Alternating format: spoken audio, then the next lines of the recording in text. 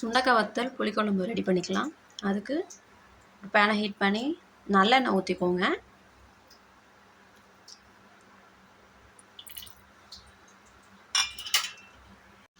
சுண்டக்காய் வத்தல் எடுத்துக்கலாம். அது போட்டு ஆயிலில் ஃப்ரை பண்ணிக்கலாம்.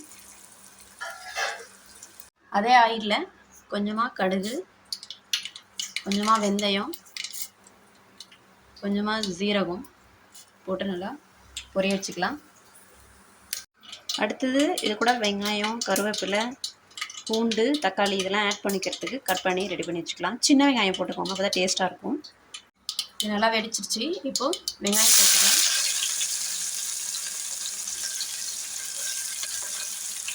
இப்போது பூண்டு ஆட் பண்ணிக்கலாம்.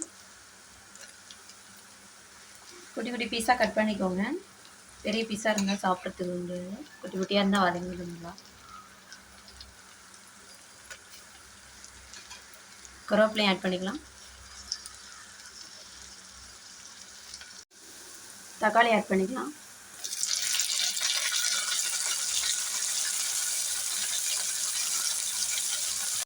தக்காளி வதங்கிறதுக்கு உப்பு ஆட் பண்ணிக்கலாம்.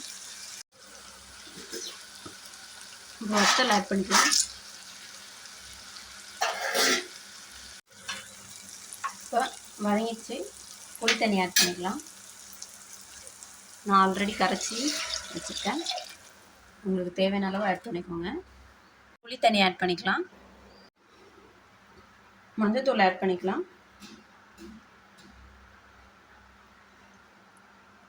மல்லித்தூள் ஆட் பண்ணிக்கலாம். மிளகாய் தூள் ஆட் பண்ணிக்கலாம். குழம்பு மிளகாத்தூள் கொஞ்சம் ஆட் பண்ணிக்கலாம். தேவையான அளவு சால்ட் ஆட் பண்ணிக்கோங்க.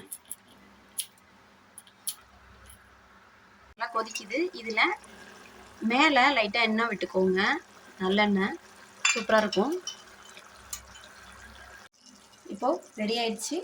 எண்ணெய் நல்லா பிரிஞ்சு வந்ததுக்கப்புறம் கொத்தமல்லி தழை தூவி ஃபைனல் இறக்கிடுங்க. அவ்வளோதான், டேஸ்டியான சுண்டைக்காய் வத்த குழம்பு ரெடி. நீங்களும் ட்ரை பண்ணிவிட்டு எப்படி இருக்குன்னு கமெண்ட்டில் சொல்லுங்கள்.